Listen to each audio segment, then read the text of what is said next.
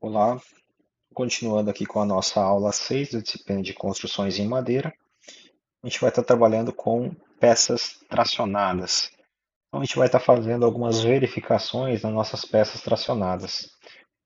O que são peças tracionadas? Denominam-se peças tracionadas as peças submetidas a esforços de tração axial. Então, esforços que tendem a alongar essas peças, estão provocando uma tração, um alongamento dessas peças. Como exemplo de peças tracionadas, nós temos os tirantes, são muito comuns em estruturas de contraventamento ou fixação.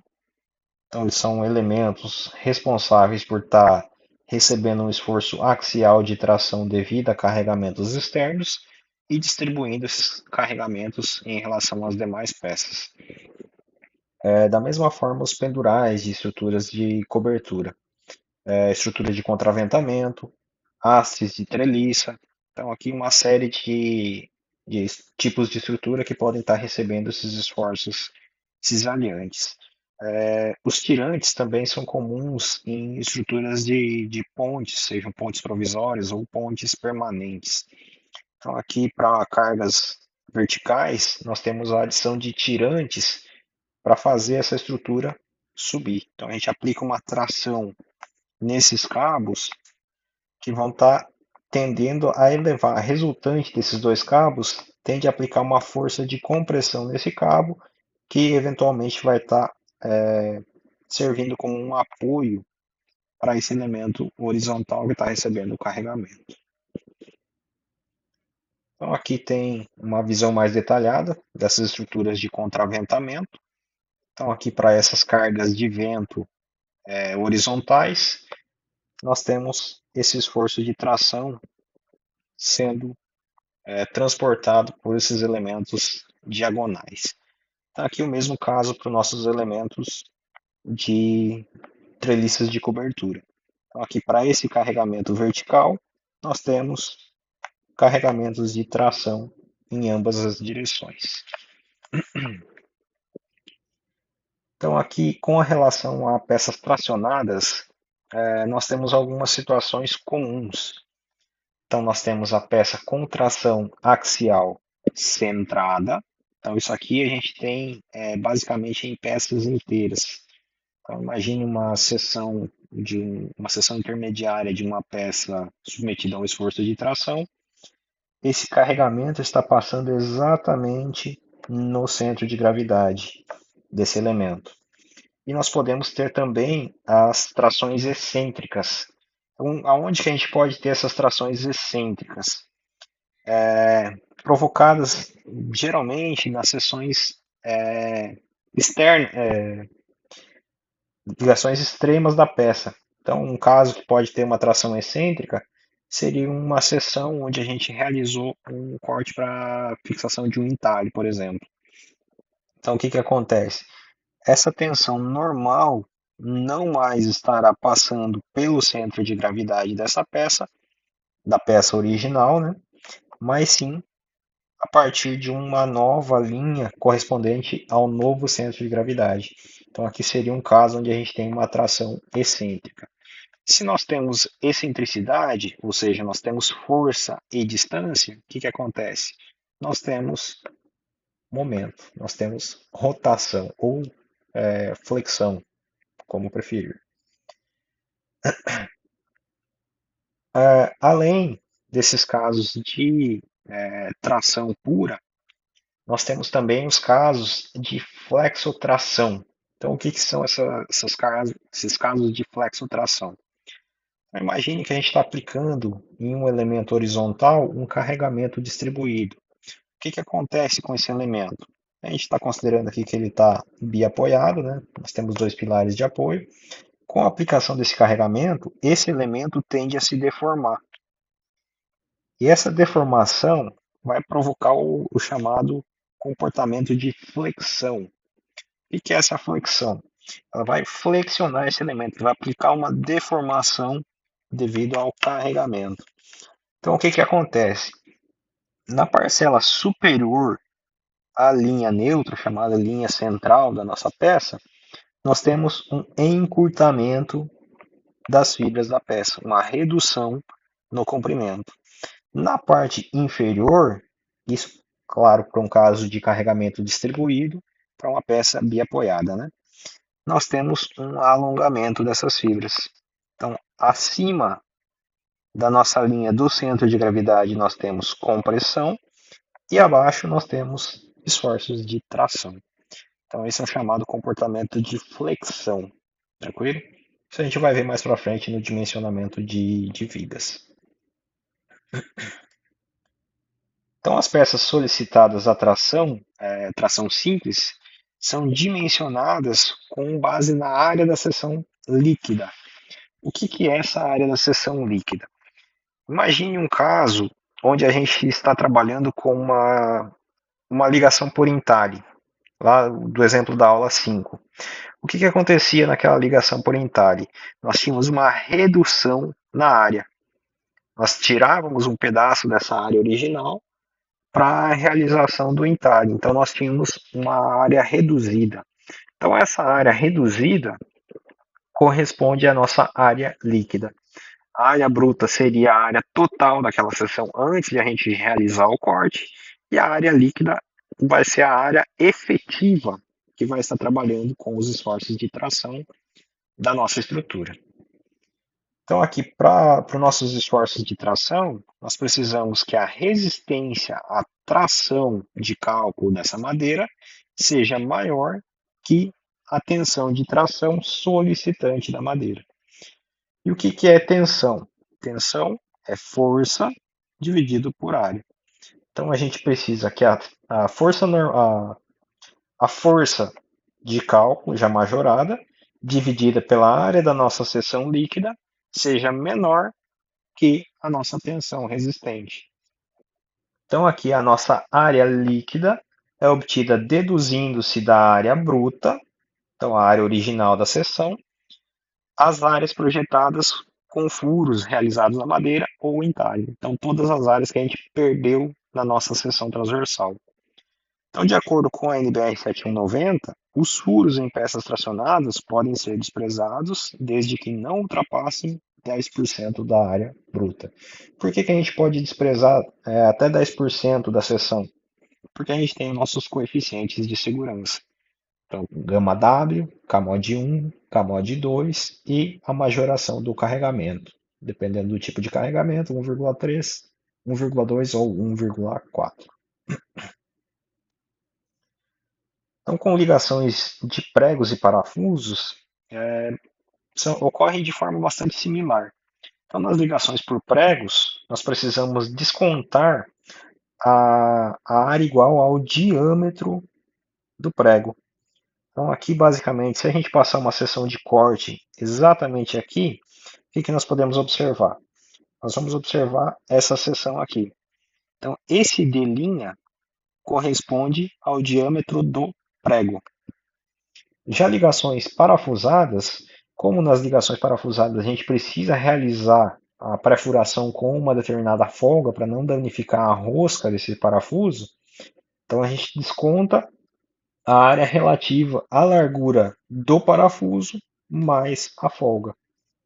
Então aqui nós temos a área da seção bruta, nosso AG, que corresponde ao H, a altura da peça, multiplicando a seção transversal, vezes B, né? E a nossa área da seção líquida, AN, corresponde ao AG, a gente calculou, menos o B, que seria a espessura dessa peça, que multiplica o D'. Então, nesse caso, nós temos apenas um furo, né? O prego ou furo, né? Para parafuso. Então, nesse caso, a gente considera apenas D'. A gente está descontando essa área da seção transversal que foi removida a partir da inserção do prego ou da perfuração. Por que a gente só considera a área da seção líquida quando a gente está falando de tração? Então, o que é esse esforço de tração? A gente está puxando essa peça para cá e está puxando para cá a partir da reação. Se a gente puxar, o que acontece? Quando chegar nessa área, eu tenho um elemento que não está aderido nem à peça da esquerda, nem à peça da direita. Eu tenho simplesmente um corte nas fibras dessa madeira. À medida que a gente trabalha com esforços de compressão, a gente não precisa se preocupar com isso, porque esse elemento, por mais que foi cortado as fibras da madeira, ele permanece aqui. Eu estou comprimindo. Então, eu tenho tensões que estão passando através desse elemento. Então, esse elemento está transmitindo essa força que vem aqui até a seção subsequente, pelo equilíbrio de esforços, né? Quando a gente está falando de tração, se eu aplicar uma força de tração aqui, nessa peça de madeira, o que acontece? Ela vai descontar essa área. Essa área não é aderida à estrutura desse elemento. Então, por isso, a gente precisa tomar esse cuidado com ligações de tração. Outro ponto importante é com relação ao número de seções. Então, a gente viu nos exercícios anteriores que a gente pode ter múltiplos parafusos ou múltiplos pregos alinhados. Então, a gente precisa tomar cuidado com a quantidade de colunas que a gente tem. Então, a gente sempre vai fazer essa verificação na seção onde a gente tiver o maior número de elementos de ligação. Imagine que a primeira seção nós tenhamos 3 parafusos ou 3 pregos, e na seção posterior eu tenho apenas 2. Então, eu vou fazer a verificação sempre na seção mais desfavorável possível. Então, eu vou multiplicar essa área que eu estou removendo, esse B vezes D, pelo número de furos que eu tenho na seção alinhada. Eu tenho que descontar todas as áreas que estão sendo removidas pelo número de parafusos. Tranquilo? Então, nesse caso, para uma peça horizontal, aqui em vez de número de colunas, seria o número de linhas, né? A gente estaria considerando essa seção aqui. Então, tem 1, 2, 3 linhas, para o caso de uma ligação com 3 linhas de parafuso. Quando a gente estiver trabalhando com peças verticais, aí é em relação ao número de colunas. Então, aqui no caso de furos para parafusos alinhados na direção da carga, a seção é obtida na seção normal do corte BB, chamando D' o diâmetro do furo e B a largura da nossa peça. Então, aqui é aquele exemplo que eu comentei. Então, a gente sempre vai trabalhar com a seção mais desfavorável possível. Então, aqui eu tenho 2 furos, eu preciso descontar a área relativa a esses 2 furos da seção transversal. Então, a nossa área líquida vai ser igual à área da seção bruta menos 2 vezes B vezes D'. Aqui para casos de seções com posicionamento desalinhado dos pregos, nós temos as condições de aplicação. Não vou entrar nesse mérito aqui, mas vai ficar à disposição do material de vocês. Então, isso aqui eu não vou cobrar na prova de vocês. É interessante que vocês tenham noção do que significam essas equações, mas a gente não vai abordar durante a nossa disciplina, tranquilo? Peças tracionadas com indentação. Então, nas peças com indentação, a área líquida é obtida deduzindo-se da área correspondente à profundidade da peça que a gente está removendo. Então, no caso de uma indentação apenas de um lado, a peça fica submetida localmente a uma atração excêntrica. Então, aqui a gente está alterando a posição do eixo dessa peça. Mediante a aplicação de uma indentação dupla, o que acontece? O carregamento permanece no centro de gravidade. Então, numa peça de madeira com indentação intermediária e ligação com conectores nas extremidades, a distância A do final da indentação ao início da furação dos conectores deve ser suficiente para a redistribuição das tensões de tração na largura total da peça, de modo a não se poder contar com a largura total da ligação na região dos conectores. Então, aqui a gente consegue verificar que o comprimento A precisa ser maior ou igual que a espessura de profundidade C, que multiplica a resistência à tração de cálculo sobre a resistência ao cisalhamento. Então aqui um exercício. Considerando um pendural de castanheira, utilizado em um ambiente de classe 3 de umidade, que está ligado por parafusos com diâmetro de 25 milímetros a duas talas laterais metálicas, verificar a segurança do pendural em relação à tração paralela às fibras, considerando que esse pendural está sujeito aos seguintes esforços de tração oriundo de ações de construção. Então, o que nós temos aqui? Nós temos um peso da estrutura de 15 kN, então seria uma carga permanente, e uma carga variável de 10 kN. Aqui nós temos as dimensões. Como são chapas metálicas, a gente não vai entrar nesse mérito durante a nossa disciplina de madeira. Mas tem uma norma específica para verificação das ligações em elementos de madeira com conectores metálicos. Então aqui ele pede para determinar os esforços solicitantes de projeto. Então a gente vai precisar fazer a composição de carregamentos, da mesma forma que a gente fez lá no início do nosso conteúdo, para as composições. Realizando essas composições, nós conseguimos encontrar qual é o valor dessa força solicitante. Então aqui ele está falando para a gente que é uma condição de construção, a carga de construção. Então aqui nós temos que a força solicitante vai ser o FD, que é igual a γg, que multiplica o FG mais γq vezes Fq. Então nós temos 1,2, que é o nosso γg, que multiplica a nossa carga permanente de 15 kN, mais 1,2, que multiplica a nossa ação variável de 10 kN. Com isso, nós encontramos um carregamento de cálculo, então para a situação de construção, de 30 kN. Então nós vamos verificar se mesmo retirando a área relativa a esses parafusos, esse elemento permanece com resistência suficiente para a situação desses esforços aplicados na estrutura. Então ele forneceu para a gente que nós estamos falando de uma madeira de categoria da classe D30, né? Seria a castanheira. Então um FCK de 30 megapascal. Nós podemos converter esse FCK em FTK. Então nós sabemos que o FCK sobre FTK tem uma relação de 0,77. Então nosso FTK vai ser de 38,96 megapascal. Camod 1 para essa situação é 0,8 e Camod 2 também 0,8. Esse aqui em relação à classe de carregamento, esse aqui em relação à classe de umidade.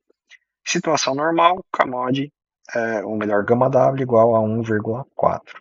Então a nossa resistência à tração de cálculo vai ser de 17,81 megapascal. Esforço resistente de projeto. Então vamos analisar o nosso projeto aqui. O que nós temos? Nós temos uma força normal de 30 kN de tração no nosso pendural. Então, o que está acontecendo aqui?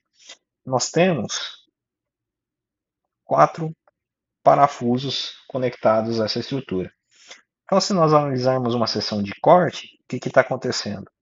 Esse pendural está submetido a um esforço de tração, e aqui eu tenho uma redução na área da seção transversal, e aqui outro. Esses dois aqui vão apresentar a mesma classe de carregamento. Por quê? Porque eu tenho os mesmos dois parafusos. Então, o que eu vou precisar descontar? Vou precisar descontar 2 parafusos nessa seção transversal. Então, vamos analisar a seção de corte aqui. Se a gente aplicar uma seção de corte, nós precisamos descontar a área relativa a esse parafuso e a área relativa a esse parafuso, considerando a folga específica, né? Então aqui nós temos um AG, nossa área da seção bruta, que é igual a 0,2, que multiplica 0,038, que é a espessura da peça, né? O que vai equivaler a 0,076 metros quadrados. A nossa área da seção líquida vai ser a área bruta menos a espessura do furo, multiplicando a espessura da peça vezes 2 parafusos. A gente precisa descontar esses 2 furos aqui. Então, esses furos foi informado aqui no enunciado do exercício que nós temos 2,7 centímetros. Então eu preciso descontar uma área correspondente a 2,7 centímetros. Então, aqui eu estou trabalhando tudo em metros, né? Então a nossa área de 0,076 menos a espessura dos furos, o diâmetro dos furos, multiplicando a espessura da seção transversal vezes 2 furos. Então a nossa área da seção líquida vai ser de 0,05548 metros quadrados. Nós sabemos que tensão é igual a força sobre área. Então, aqui já convertendo a nossa força solicitante que a gente calculou inicialmente para meganewtons, nós temos 30 vezes 10 a menos 3 dividido pela área, né? Nossa área da seção líquida, 0,005548. Então, isso vai dar para a gente uma tensão solicitante de 5,41 megapascal. Então, a condição para aprovar essa ligação, essa seção, é que a tensão solicitante precisa ser menor que a tensão resistente. Nossa tensão resistente é 17,81 e a solicitante 5,41. Então, a nossa seção está ok. Eu posso prosseguir com a verificação das demais peças ou com o dimensionamento. Então, aqui verificar a segurança entre a ligação de duas peças de madeira pregadas, considerando pregos de 23 por 60 com diâmetro de 5,9 milímetros. O comprimento dessa ligação aqui é de 140 milímetros, né? Então a sobreposição aqui tem 140. Então a gente precisa verificar a partir da resistência à compressão da madeira de 60 megapascal. Vamos lá. A força solicitante, já de cálculo, nosso FD, a força de tração, é de 42,9 kN. Então a nossa peça tem 25 centímetros por 6,5 centímetros na peça de baixo e 10,5 na peça de cima. Então aquele exercício que a gente realizou de dimensionamento para seções pregadas. Então onde que vai ocorrer a maior tensão? Então tensão é força sobre área. A força nessa peça de tração é igual à força nessa peça. A diferença é que aqui eu tenho uma área maior, porque eu tenho 10,5 centímetros de espessura, e aqui eu tenho apenas 6,5. Então a minha tensão vai ser maior na peça de baixo. Tranquilo? Então aqui nós sabemos que a nossa força de compressão, a resistência de compressão é de 60 megapascal. Divide por 0,77, nós encontramos o nosso FTD, a resistência à tração de cálculo. A área da seção bruta, então a área crítica para o nosso caso é a área da nossa peça inferior, que seria 25 centímetros por 6,5 centímetros. Então nós temos uma área da seção bruta de 0,01625 metros quadrados. Então a nossa área da seção líquida vai ser quem? Então, independente se eu considerar a primeira ou a segunda linha, em ambas eu tenho 11 pregos alinhados. Então, eu preciso descontar a área relativa a esses 11 pregos. Então, como que fica? A área da seção bruta menos o diâmetro desse prego, 0,0059, vezes a espessura dessa peça, vezes o número de seções que eu preciso remover. Então, a minha área da seção líquida vai ser de 0,01203 metros quadrados.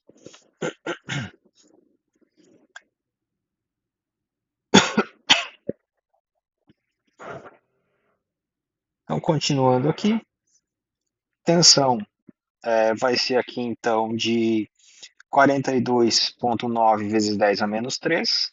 A gente converte essa força aqui para mega newton, né? E aqui nós temos a nossa área da seção líquida. Então, a nossa tensão de cálculo, nossa tensão solicitante, vai ser de 3,56 megapascal. Então, isso é menor que a nossa tensão resistente de 77,92. Então, como a tensão solicitante é menor que a tensão resistente, está ok.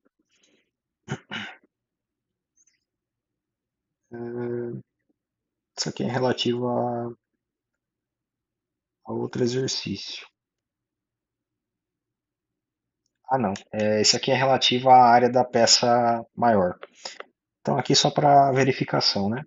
A nossa tensão em relação à peça maior considera aqui a espessura de 10,5 centímetros vezes 11 pregos, né?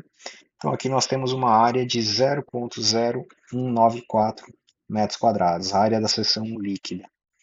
Então, isso vai equivaler a uma tensão de 2,16 megapascal. Então, uma tensão menor que na nossa peça inferior. Tranquilo? Então, aqui para finalizar, verificar a segurança da ligação entre duas peças de madeira na direção da bissetriz do ângulo. Então, aqui o mesmo caso, né? A gente vai precisar descontar a profundidade desse entalhe e verificar se essa área restante é suficiente para resistir aos esforços de tração. Então, aqui um FD de 20 kN, um FCD de 11,4, FCND 2,85, FVD de 1,5 e um ângulo beta de 35. Então, ele já informou para a gente que é uma ligação com ângulo na bissetriz, né? Então, a resistência da seção inclinada vai ser o FC alfa D, que é igual ao FCD vezes FCND, dividido por FCD seno ao quadrado de alfa, mais FCND cosseno ao quadrado de alfa. Então, substituindo os valores que a gente tem, nós vamos encontrar um FCD de 8,97 megapascal. Segundo passo, tensão na peça horizontal. Então, como a ligação na bissetriz, a profundidade T vai ser maior ou igual que ND cosseno ao quadrado de alfa, dividido por B vezes FC alfa D.